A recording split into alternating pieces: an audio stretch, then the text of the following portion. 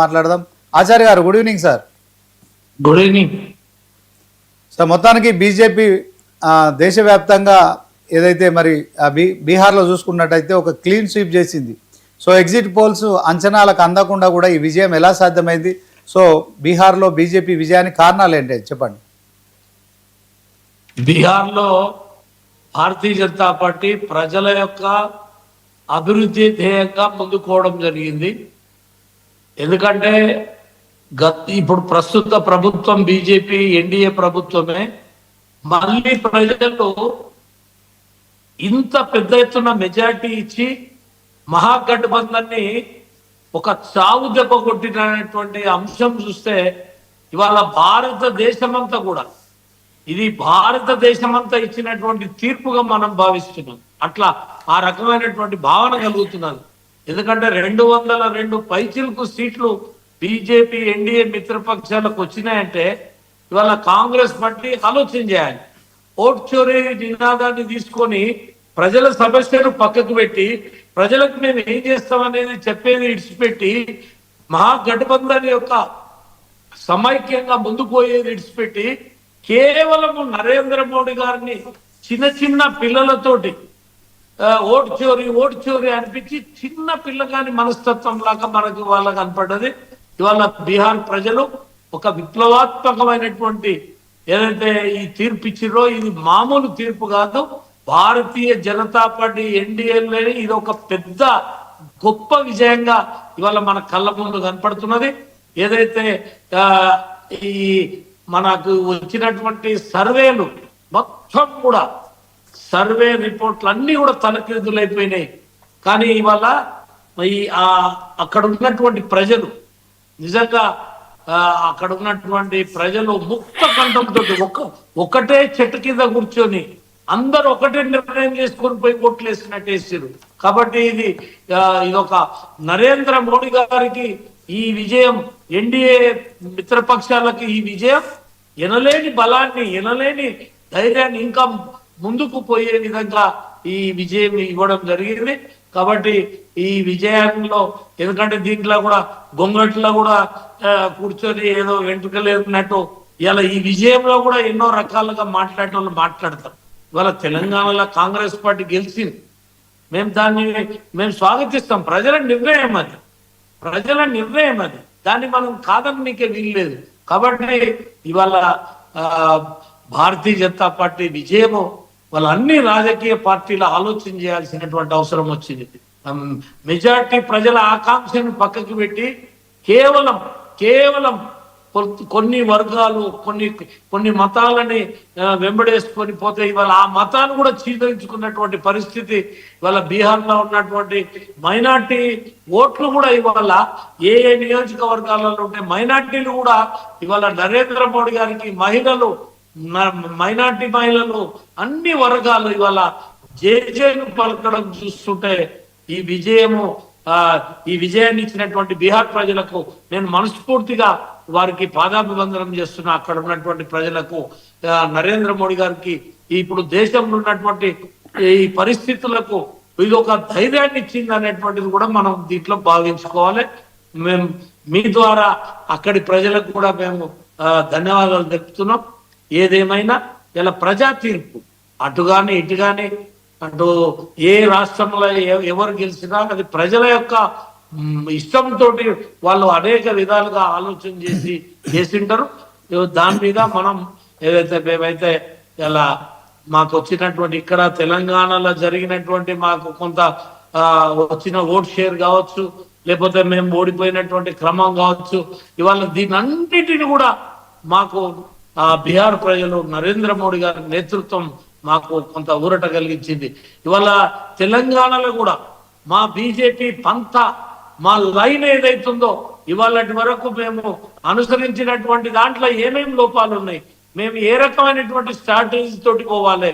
ఎందుకంటే ఇవాళ ఏ రాష్ట్రంలో చూసినా భారతీయ జనతా పార్టీ అనూహ్యమైనటువంటి రీతిలో బీజేపీ గెలుస్తుంటే ఇవాళ తెలంగాణ నాయకత్వం కూడా ఇవాళ మేము ప్రజలకు అనుకూలంగా సామాజిక స్పృహతోటి సామాజిక న్యాయంతో ఇవాళ మేము కూడా తెలంగాణలో ఆ దిశలో పార్టీ ముందుకు పోయేటటువంటి దిశని మేము తీసుకొస్తామా దాన్ని కల్పిస్తామని చెప్పి మీ ద్వారా తెలియజేస్తాం. ఓకే ఆచార్య గారు, మరి మొత్తానికి జూబ్లీహిల్స్లో గతంలో అసెంబ్లీ ఎన్నికల్లో 25,000 ఓట్లు ఇదే లంకల దీపక్ రెడ్డి పొందగలిగారు. ఇక కిషన్ రెడ్డి గారికి చూసుకున్నట్టయితే 65,000. ఒక్క జూబ్లీహిల్స్ నియోజకవర్గంలోనే బీజేపీకి 65,000 ఓట్ల వరకు లోక్సభలో రావడం కావచ్చు. సో మరి అలాంటి క్రమంలో ఇప్పుడు 17,000కు తగ్గిపోవడాన్ని మీరు ఎట్లా సమర్థించుకుంటారు, ఏం చెప్తారు? మేము పార్లమెంట్ ఎన్నికలు నరేంద్ర మోడీ గారి నేతృత్వంలో ఈ దేశానికి ప్రధానమంత్రి నరేంద్ర మోడీ కావాలనేటువంటి ప్రజల ఆకాంక్ష. తెలంగాణలో 8 సీట్లు రావడము, అత్యంత భారీ మెజార్టీ తోటి రావడం అంటే అది నరేంద్ర మోడీ గారి చరిష్మా వల్లనే మాకు 8 సీట్లు ఇక్కడ వచ్చినాయి. అదే విధంగా ఇవాళ మేము శాసన సభలో ఇవాళ మాకు ఓట్ల షేర్ తగ్గిందంటే ఇక్కడ మీరు గుర్తుంచుకోవాల్సింది ఒకటే, ఇప్పుడు ప్రభుత్వ విజయం ఇది. ఈ ప్రభుత్వం అంటే అనేక విధాలుగా ప్రభుత్వం 2 నెలలుగా ఈ ప్రభుత్వాన్ని పక్కకు పెట్టేసి ఎమ్మెల్యేలు, మంత్రులు, ముఖ్యమంత్రి యంత్రాంగం అంతా కూడా కష్టపడి ఇవాళ కాంగ్రెస్ పార్టీకి ఏదైతే విజయం చేకూరడం జరిగింది. ఒక పక్కనేమో సానుభూతి, ఒక పక్కనేమో ప్రభుత్వ పరంగా ఏదైతే వాళ్ళు చేసినటువంటి ప్రభుత్వ అధికారిక దుర్వినియోగ విజయంగా దీన్ని భావించవచ్చు. ఎందుకంటే ఇది సామూహిక ప్రజల ఇవాళ ఏది ఏమైనా జూబ్లీహిల్స్ ప్రజల తీర్పుని మేము గౌరవిస్తాం. వాళ్ళ తీర్పుని వాళ్ళు ఇచ్చినటువంటి దాన్ని మేము అవహేళన చేసే విధంగా చేయడం మంచిది కాదు. కానీ మాకు తగ్గినటువంటి ఓట్లు ఇవాళ మేము బేరీజ్ చేసుకోవాల్సినటువంటి అవసరం ఉంది.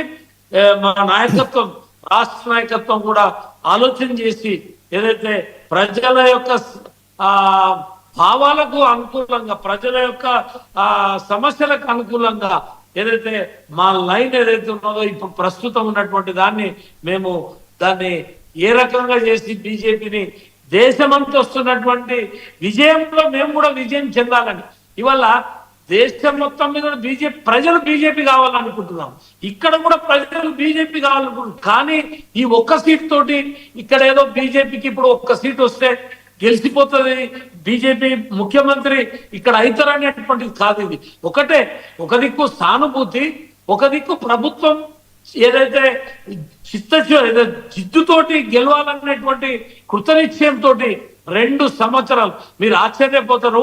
నేను కొంతమంది పోలీసులు కానిస్టేబుల్ తోటి అక్కడ తెలుసుకుంటే వాళ్లకు రావాల్సిన ఏరియాస్ అంతా కూడా కేవలం ఒక జూబ్లీహిల్స్ నియోజకవర్గానికి ఎన్ని కోట్లు ఎవరికైతే ఇవ్వాలో వాళ్ళకి ఎలక్షన్ నడుస్తున్నప్పుడు వాళ్ళకి అన్ని ఏరియాస్ వచ్చినాయి. మిగతా ప్రాంతాల్లో రంగారెడ్డి జిల్లా రాలే, గ్రేటర్ హైదరాబాద్ రాలే. అంటే వాళ్ళు మైనారిటీ ముఖ్యమంత్రిని ఇవ్వడం, మైనారిటీ ఓట్లని వాళ్ళు ఒక పోలరైజేషన్ చేసుకోవడం, అదేవిధంగా మంత్రులు, ముఖ్యమంత్రి, ఎమ్మెల్యేలు వాళ్ళు ఒక వ్యూహంతో ఇవాళ వాళ్ళు విజయాన్ని చేకూర్చడం జరిగింది. మేము వీటన్నిటిని కూడా ఆలోచన చేస్తాం.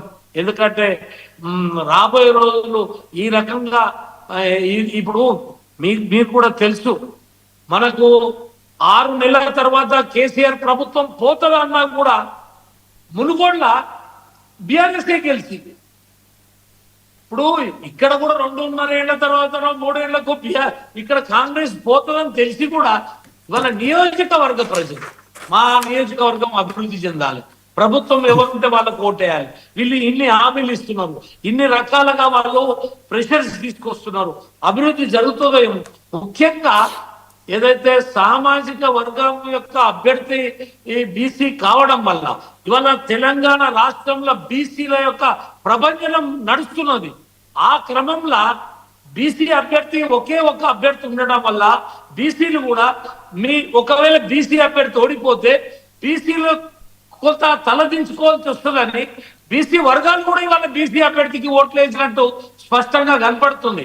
రెండవది ఎంఐఎం ఈ విజయము కాంగ్రెస్ పార్టీ కన్నా ఎంఐఎం విజయమే ఎక్కువ. ఎందుకంటే వాళ్ళు యుద్ధం చేసింది తెరచాటు నుండి, యుద్ధం చేసింది ఎంఐఎం, తెర ముందున్నది కాంగ్రెస్ పార్టీ. కాబట్టి ఏదేమైనా లోపాయకారి ఒప్పందాలైనా, తెర ముందైనా, తెర వెనుకైనా విజయం కాంగ్రెస్ పార్టీని వరించింది. కాబట్టి ఇవాళ కాంగ్రెస్ పార్టీ ఇప్పుడన్నా నేను ఆ మిత్రుడు ఇంకే రకంగానో మాట్లాడేది కాదు.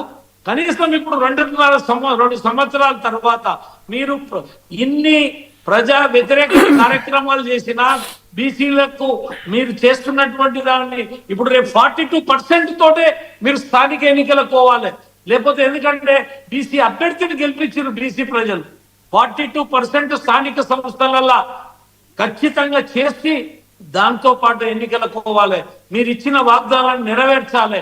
ఆ దిశలో ప్రజలు మళ్ళొక్కసారి మీకు ఈ సీటుని ఇచ్చిందంటే మీరు బాధ్యతతోటి వెళ్ళగాలి. కానీ ఇక గెలిచినాం కాబట్టి ఇక మాకు ఎదురు లేదు, ఇక మాకు బెదురు లేదు, ఇక మేము ఏది పడితే మాట్లాడతామని ఇక మీ ఇష్టం ఉన్నట్టు మాట్లాడితే అవన్నీ కూడా తర్వాత కౌంటింగ్కి వస్తాయి.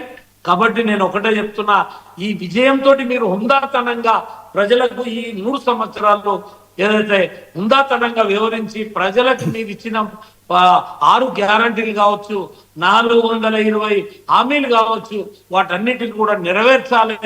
కేంద్ర ప్రభుత్వం ఖచ్చితంగా ఈ రాష్ట్ర ప్రభుత్వానికి ఈ రావాల్సినటువంటివి ఇవ్వవలసినటువంటివి ఏదైతే చట్టబద్ధంగా రావాల్సినటువంటి అన్నిటిని కూడా అనేక పర్యాయాలు మోడీ గారు కానీ మా కిషన్ రెడ్డి గారు కానీ అందరూ చెప్పారు. కేవలం రాజకీయంగా బీజేపీని ఏదో పూచిగా చూపించడానికి అనేక విధాలుగా చెప్తారు. మనం ఈ మధ్యలో ఒకసారి ముఖ్యమంత్రి రేవంత్ రెడ్డి బీఆర్ఎస్ ఉద్దేశించి మాట్లాడిండు. నేను 2 సంవత్సరాలలో మోడీ గారితో ఎన్ని తీసుకొచ్చినా అని చెప్పి ఒక 20 అంశాలని స్పష్టంగా అసెంబ్లీ వేదికగా చెప్పడం జరిగింది. అంటే వారే ప్రధానమంత్రి ఇన్ని చేసిందని చెప్పిండు. కాబట్టి ప్రభుత్వానికి ఖచ్చితంగా సహకరిస్తాం, ప్రజా సమస్యల మీద పోరాటం చేస్తాం.